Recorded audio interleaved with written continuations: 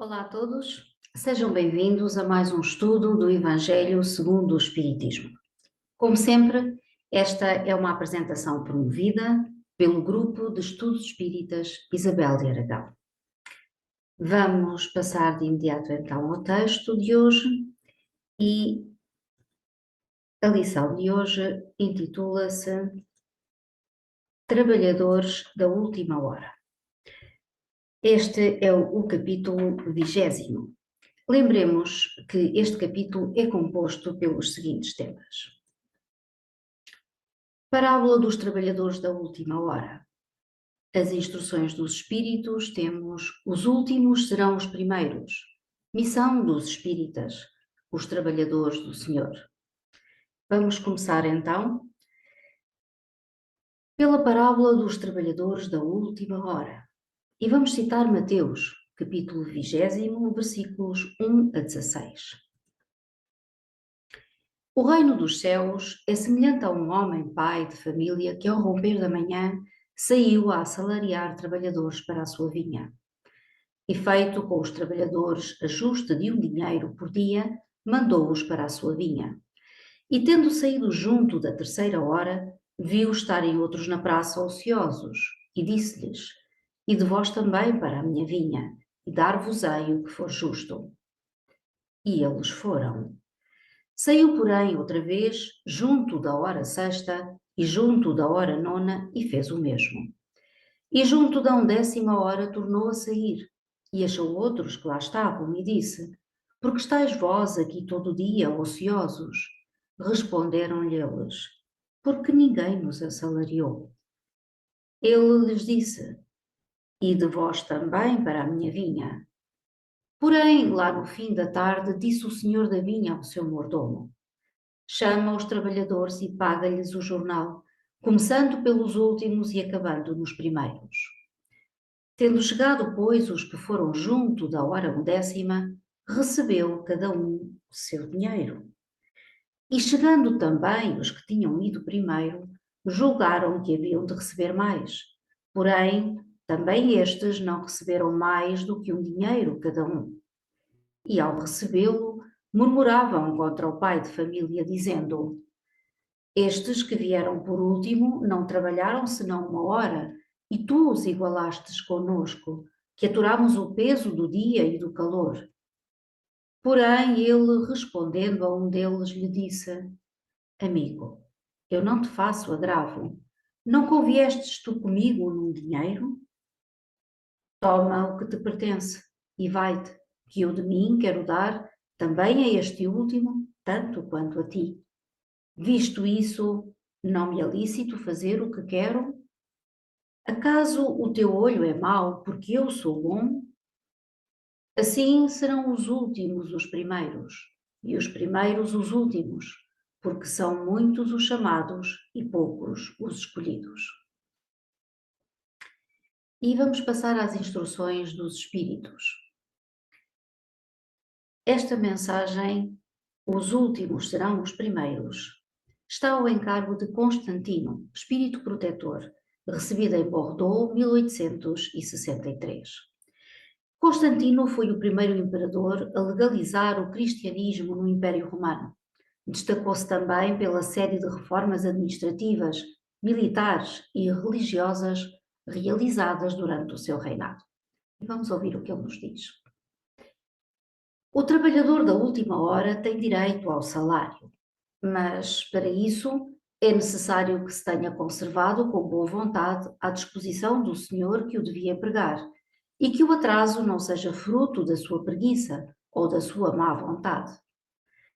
Tem direito ao salário, porque desde o alvorecer esperava impacientemente aquele que, por fim, o chamava ao labor.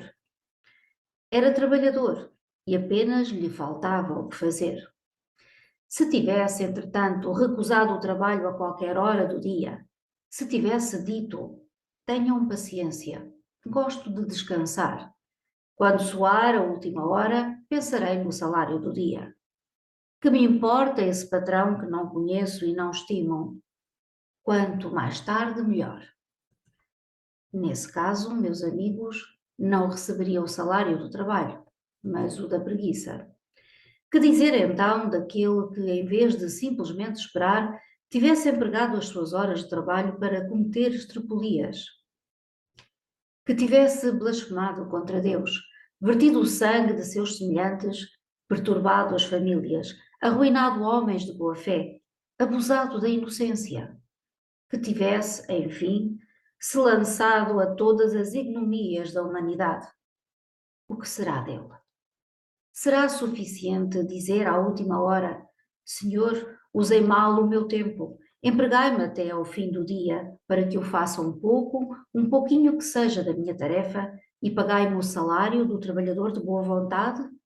Não, não, porque o Senhor lhe dirá: Não tenho agora nenhum trabalho para ti. Desperdiçaste o teu tempo, esquecestes o que havias aprendido, não sabes mais trabalhar na minha vinha. Cuida, pois, de aprender de novo, e quando te sentires bem disposto, vem procurar-me e te franquearei as minhas terras, onde poderás trabalhar a qualquer hora do dia. Bons espíritas, meus bem-amados, todos vós sois trabalhadores da última hora.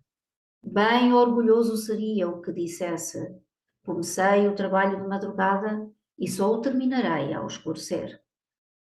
Todos viestes quando chamados, uns mais cedo, outros mais tarde, para a encarnação cujos quilhões carregais. Mas há quantos e quantos séculos o Senhor vos chama para a sua vinha, sem que aceitasseis o convite? Eis chegado agora o momento de receber o salário. Empregai bem esta hora que vos resta. Não vos esqueçais de que a vossa existência, por mais longa que vos pareça, não é mais do que um momento muito breve na imensidade dos tempos que constituem para vós a eternidade. E agora, outro tema. Os últimos serão os primeiros. E ao encargo de Henri Heine, em Paris, 1863. Henri Heine foi um poeta romântico alemão, conhecido como o último dos românticos. Embora tenha nascido na Alemanha, viveu a maior parte da sua vida em França. Boa parte da sua poesia lírica, especialmente a sua obra de juventude, foi musicada por vários compositores notáveis, como Robert Schumann, Franz Schubert, Felix Mendelssohn, Brahms, Hugo Wolf, Richard Wagner, e já no século XX por José Maria Rocha Ferreira, Hans Werner Henze e Lord Berners. E ele nos diz a este respeito: Jesus amava a simplicidade dos simples. Na sua vigorosa expressão, os trabalhadores da primeira hora são os profetas, Moisés e todos os iniciadores que marcaram as diversas etapas do progresso, continuadas através dos séculos pelos apóstolos, os mártires, os pais da Igreja, os sábios, os filósofos e, por fim, os espíritas. Estes que vieram por último foram, entretanto, anunciados e preditos desde o advento do Messias. Receberão, pois, a mesma recompensa. Que digo? Receberão uma recompensa maior. Últimos a chegar, os espíritas aproveitam o trabalho intelectual dos seus antecessores, porque o homem deve herdar do homem e porque os trabalhos e seus resultados são coletivos. Deus abençoa a solidariedade. Muitos dos antigos revivem hoje ou reviverão amanhã para acabar a obra que haviam começado. Mais de um patriarca, mais de um profeta, mais de um discípulo do Cristo e de um divulgador da fé cristã se encontram entre vós. Ressurgem mais esclarecidos, mais adiantados, e já não trabalham mais nos fundamentos, mas na cúpula do edifício. Seu salário será, portanto, proporcional ao mérito da obra. A reencarnação, esse belo dogma, eterniza e precisa a filiação espiritual. O espírito, chamado a prestar contas do seu mandato terreno, compreende a continuidade da tarefa interrompida, mas sempre retomada. Vê e sente que apanhou no ar o pensamento de seus antecessores. Reinicia a luta, amadurecido pela experiência, para ainda mais avançar. E todos, trabalhadores da primeira e da última hora, de olhos bem abertos sobre a profundidade da justiça de Deus, não mais se queixam, mas se põem a adorá-lo. Este é um dos verdadeiros sentidos dessa parábola, que encerra, como todas as que Jesus dirigiu ao povo, as linhas do futuro. E também, através de suas formas e imagens, a revelação dessa magnífica unidade que harmoniza todas as coisas no universo, dessa solidariedade que liga todos os seres, atuais, ao passado e ao futuro. Vamos fazer aqui algumas reflexões sobre o que ouvimos. Parábola dos trabalhadores da última hora. E as instruções dos Espíritos, os últimos serão os primeiros. Bom, o valor dos nossos feitos está na proporção direta desses feitos. Mas Deus não olha para o volume, nem para a quantidade, mas para a qualidade.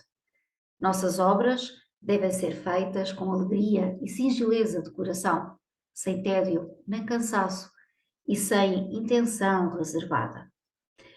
É um erro desgastarmos-nos numa luta febril e penosa com o propósito de nos tornarmos mais merecedores aos olhos de Deus.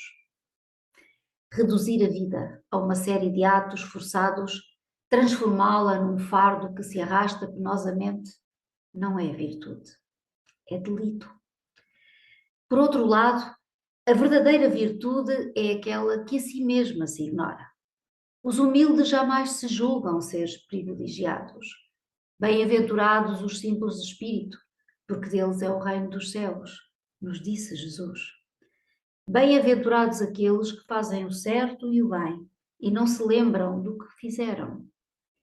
A recompensa é sempre grande para os que nela não pensam, e é sempre mesquinha para os que a têm como móvel dos seus atos. Agir por amor, sem aflições, sem ânimo excitado, fruindo desse mesmo amor um doce e suave prazer, eis o ideal da vida. E os que assim procedem são felizes. Nunca se queixam de ingratidões nem de cansaço. O tédio e o mau humor jamais os atingirão. Vivem com a alegria de viver. Não se esgotam, nem se consomem. Suas energias, tanto físicas como espirituais, são sempre renovadas, mantendo o equilíbrio geral. Depois, ao ser humano, não compete fazer ajustes com Deus. Cumpre-lhe, isso sim, amá-lo e obedecê-lo. Aqueles que prometem fazer isto ou aquilo sob a condição de receber algo em troca, desconhecem por completo o caráter da divindade. Deixai que Deus nos dê o que bem entender, pois será sempre mais e melhor do que aquilo que merecemos. Deus conhece as nossas necessidades, também conhece os nossos méritos. Trabalhemos com simplicidade e com alegria, e Deus nos dará o que for justo. Não precisamos correr com a intenção de ganhar dianteira, porque muitos dos últimos serão os primeiros, e muitos dos primeiros serão os derradeiros. É o que nos ensina Jesus através da parábola dos trabalhadores da última hora, conforme nos deixou registado Mateus em seu Evangelho. Na época em que Jesus pregou a sua doutrina, o orgulho dos que formavam as camadas superiores dos judeus erguia alta barreira entre estes e todos os que não eram submetidos às leis de Moisés. Eles se consideravam privilegiados, acreditavam ser os únicos merecedores da graça do Pai Eterno, por terem nascido judeus e não gentios ou pagãos. Achavam ser os primeiros. Por outro lado, Jesus, através dos seus ensinamentos, procurava animar os esforços dos pecadores que se arrependiam. Foi objetivando esse resultado que Jesus disse: assim, os primeiros serão os últimos e os últimos serão os primeiros, pois que muitos são os chamados, mas poucos os escolhidos. O Divino Mestre Poderia ter explicado pela reencarnação as diferenças do número de horas de trabalho dos obreiros e a igualdade de salários, ou seja, das recompensas. Mostraria então que os trabalhadores da primeira hora, os que foram assalariados em primeiro lugar, se conservaram estacionários em muitas existências, ao passo que os da última hora têm trabalhado com zelo numa atividade constante procurando o seu adiantamento. Assim, no fim do dia, chamados uns e outros a receber o salário, as recompensas pelo trabalho feito, isto é, pela soma do progresso realizado, eram semelhantes, pelo que os pagamentos tiveram que ser iguais. Porquanto, tendo todos produzido a mesma soma de trabalho, todos tinham direito ao mesmo salário, a mesma recompensa. Mas naquela época Jesus não podia dar essa explicação, única e verdadeira, mas ainda incompreendida. Então, a soma do trabalho de cada um ficou na obscuridade. Porém, Jesus, desse modo, mostrou aos judeus que a questão não é de cultos, nem de raças ou nacionalidades, e sim de trabalho para adquirir merecimento. Os primeiros que foram chamados ao conhecimento da verdadeira lei, que é a lei da justiça, amor e caridade pregada por Jesus, serão os últimos a chegar. Se, em vez de seguirem a linha reta, enverdarem pelos atalhos tortuosos. Os que começaram por último e caminharem sempre esforçadamente para a frente, chegarão ao fim, serão os primeiros a chegar e serão os escolhidos em primeiro lugar, ainda que sejam os últimos na ordem da criação. Porém, como o número de retardatários costuma ser maior do que o dos diligentes, resulta que muitos serão chamados e poucos os escolhidos.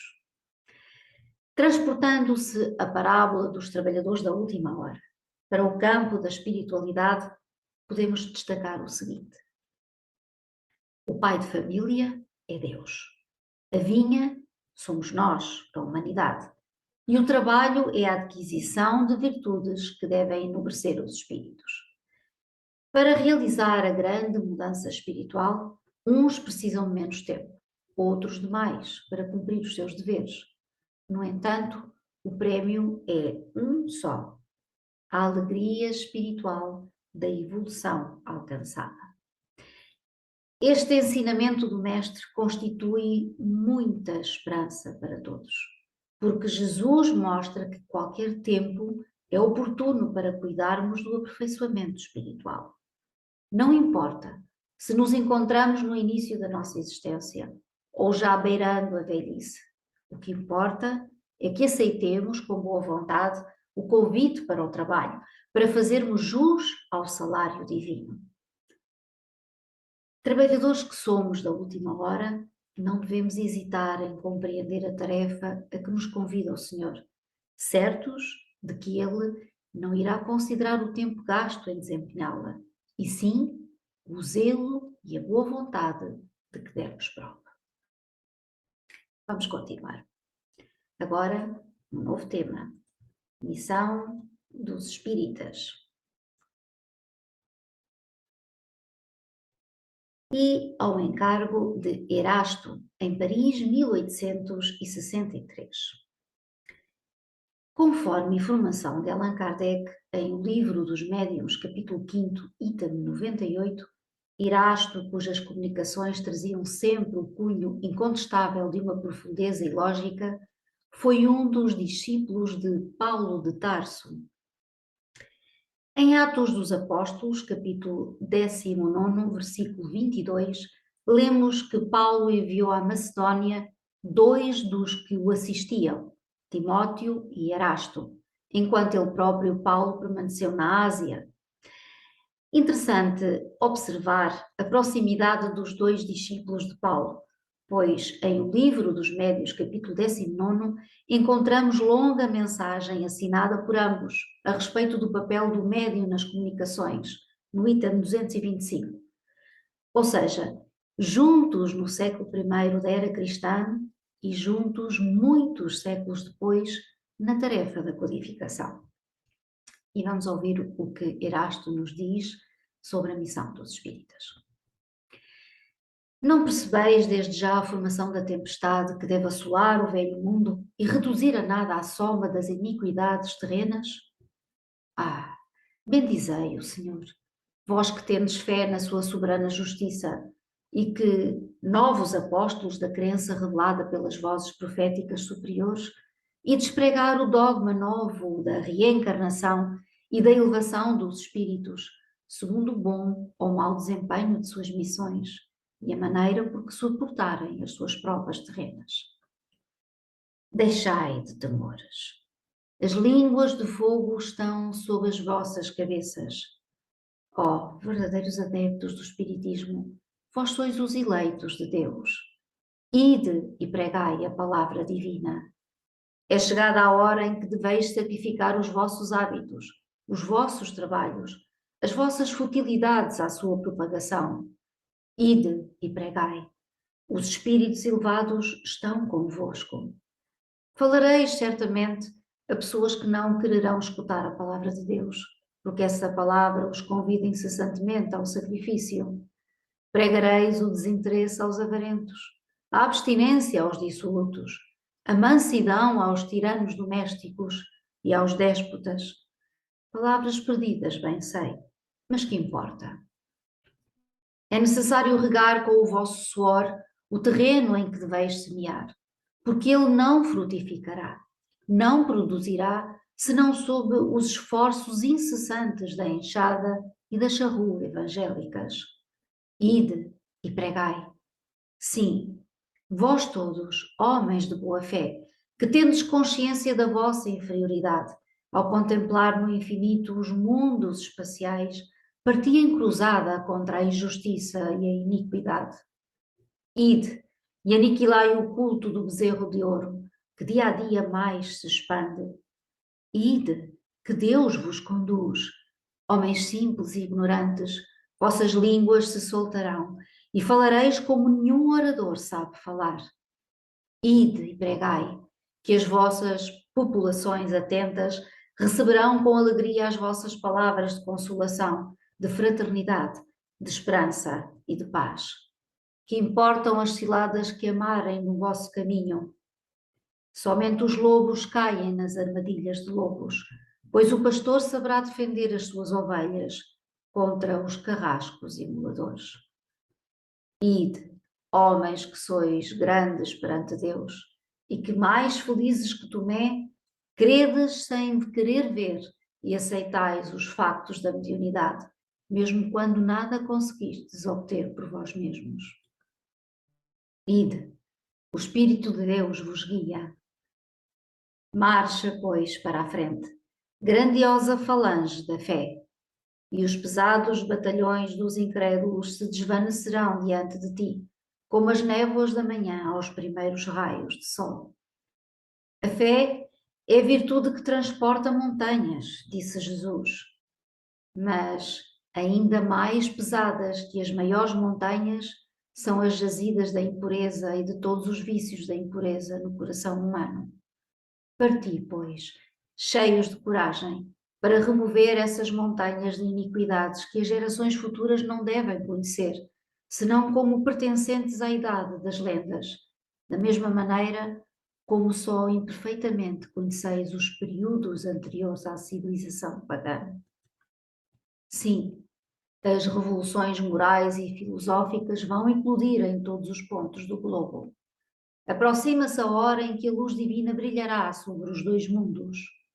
E depois, levando a palavra divina aos grandes, que a desdenharão, aos sábios, que desejarão prová-la, e aos simples e pequeninos, que a aceitarão, pois principalmente entre os mártires do trabalho, nesta expiação terrena, encontrareis entusiasmo e fé. Ide, que estes receberão jubilosos, agradecendo e louvando a Deus a consolação divina que lhes oferecerdes, e baixando a fronte, renderão graças pelas aflições que a terra lhes reservou. Arme-se de decisão e coragem a vossa falange. Mãos à obra, o arado está pronto, a terra preparada. Arai! Ide e agradecei a Deus a gloriosa tarefa que vos concedeu. Mas cuidado, que entre os chamados para o espiritismo, muitos se desviarão da senda. Atentai, pois, no vosso caminho e buscai a verdade. Perguntareis então, se entre os chamados para o espiritismo, muitos se transviarão, como reconhecer os que se acham no bom caminho? Responderemos. Podeis reconhecê-los pelo ensino e a prática dos verdadeiros princípios da caridade, pela consolação que distribuírem aos aflitos, pelo amor que dedicarem ao próximo, pela sua abnegação e o seu altruísmo.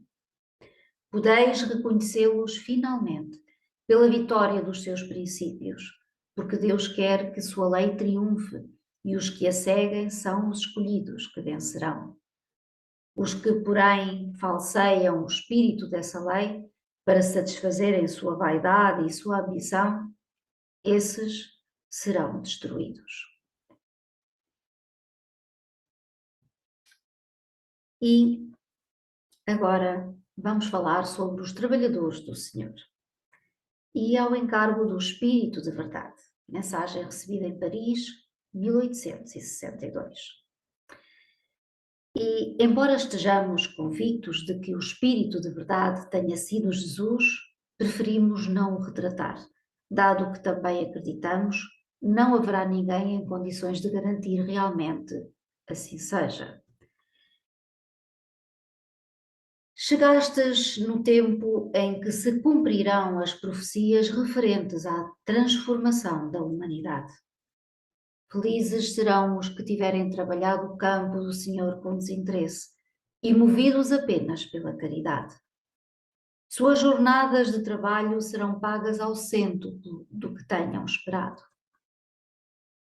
Felizes serão os que houverem dito a seus irmãos: trabalhemos juntos e unamos os nossos esforços a fim de que o Senhor, na sua vinda, encontre a obra acabada. Porque a esses o Senhor dirá: vinde a mim, vós que sois os bons servidores, vós que soubestes calar os vossos melindres e as vossas discórdias, para que a obra não sofresse. Mas infelizes os que por suas dissensões houverem retardado a hora da colheita, porque a tempestade chegará e eles serão levados no turbilhão. Nessa hora clamarão: graça, graça. Mas o Senhor lhes dirá: porque pedis graça se não tivestes piedade de vossos irmãos, se vos recusastes a lhes estender as mãos e se esmagastes o fraco em vez de o socorrer? Porque pedis graça se procurastes a recompensa nos prazeres da terra e na satisfação do vosso orgulho? Já recebestes a vossa recompensa de acordo com a vossa vontade. Nada mais tendes a pedir. As recompensas celestes são para aqueles que não houverem pedido recompensas da terra. Deus faz, neste momento, a enumeração dos seus servidores fiéis e já marcou pelo seu dedo os que só têm a aparência do devotamento, para que não usurpem o salário dos servidores corajosos. Porque é a esses que não recuaram diante da sua tarefa que vai confiar os postos mais difíceis na grande obra da regeneração pelo Espiritismo. E estas palavras se cumprirão. Os primeiros serão os últimos, e os últimos serão os primeiros no reino dos céus. Bom, e terminamos aqui o capítulo 20. Vamos fazer então as nossas reflexões finais sobre este tema: a missão dos espíritas e os trabalhadores do Senhor. Bom, todos temos consciência que o espiritismo tem um papel fundamental em nossas vidas.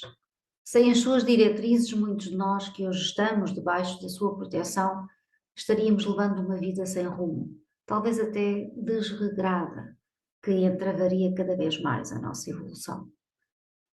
Quantas atitudes corrigidas, quantas ponderações que sem ele teriam sido menosprezadas, quanto contributo para a melhora no nosso comportamento mesmo até ao nível dos pensamentos malsãos.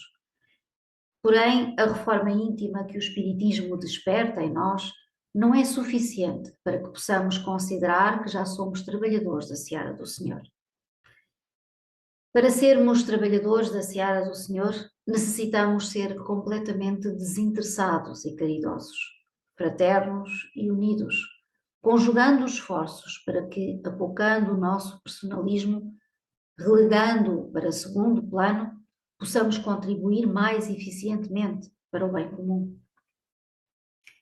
É verdade que já conseguimos desenvencilhar-nos de muitas vicissitudes que nos prejudicavam, mas ainda somos muito renitentes no que respeita ao nosso ego. Este ainda fala alto, talvez demasiado alto, e o benfeitor espiritual Bezerra de Menezes nos tem prendado com as suas mensagens sábias, que nos convidam a viver em harmonia. E numa dessas mensagens ele nos adverte que as diferenças de opinião não devem servir para dissensões entre irmãos, especialmente entre aqueles que encontram proteção na luz do Espiritismo. Todos, independentemente de suas opiniões, devem esforçar-se por serem úteis na seara do Senhor, não se preocupando com posições de destaque, tendo apenas em mente a prática do bem comum. Por outro lado, não podemos estar à espera do momento mais propício ou da oportunidade mais favorável para realizar trabalho. Precisamos aprender que é realizando pequenas coisas que nos preparamos para fazer as coisas maiores.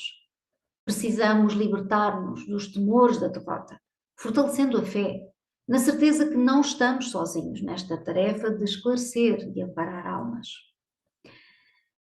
Os espíritos elevados estarão conosco. E quais línguas de fogo sobre as nossas cabeças, como no fenómeno de Pentecostes, eles nos fortalecerão, nos intuirão, fazendo de nós os seus instrumentos nesse trabalho divino. Mas é fundamental que compreendamos a amplitude da missão dos espíritas. E para isso recordemos as exortações de Jesus aos seus discípulos. Ide e curai os enfermos. Ide e libertai os possessos. Ide e divulgai meus ensinamentos. Como vemos, para seguir o celeste amigo, não basta o esforço cultural de transmitir a explicação bíblica, mas é necessário que o servidor da Boa Nova exemplifique em seu nome a caridade, distribuindo o pão e curando os doentes do corpo e da alma. É por isso que os mentores espirituais, sob a supervisão do Mestre Jesus, recomendam que os espíritas devem estar atentos às responsabilidades inerentes à sua missão. É preciso que os espíritas estejam atentos ao compromisso da sua integração com Jesus de Nazaré. Permaneçamos em nossos postos de serviço, na retaguarda das dores humanas, guardando a certeza de que na dianteira luminosa das nossas vidas, socorrendo os sofredores, estaremos desfraldando a bandeira onde se lê letras de luz, Deus, Cristo e caridade. Sigamos as pegadas de Francisco Cândido Xavier, que foi um exemplo para os espíritas. Ele desfraldou a bandeira do espiritismo com galhardia, porque sempre exemplificou o amor que o Mestre Jesus demonstrou. Não esqueçamos que Deus reconhece os verdadeiros trabalhadores e já marcou aqueles que só têm a aparência de devotamento. Mas ao trabalhador fiel, ele confiará os postos mais difíceis na obra da regeneração pelo Espiritismo. E essa grande responsabilidade torna-se incompatível com uma atitude passiva ou acomodada. O trabalhador fiel tem paciência ante as dificuldades, prossegue na sua faina, não cruza os braços, continua e persevera. Ele sabe que com Jesus e o tempo não há problema insolúvel. Então, aprendamos a calar, mas sigamos em frente, de modo a que um dia possamos estar entre aqueles a quem o Senhor dirá: vinde a mim, vós que sois os bons servidores, vós que soubestes calar os vossos melindres e as vossas discórdias, para que a obra não sofresse. Concluímos assim o estudo de hoje. E gratos pela vossa presença, nos despedimos. Até breve.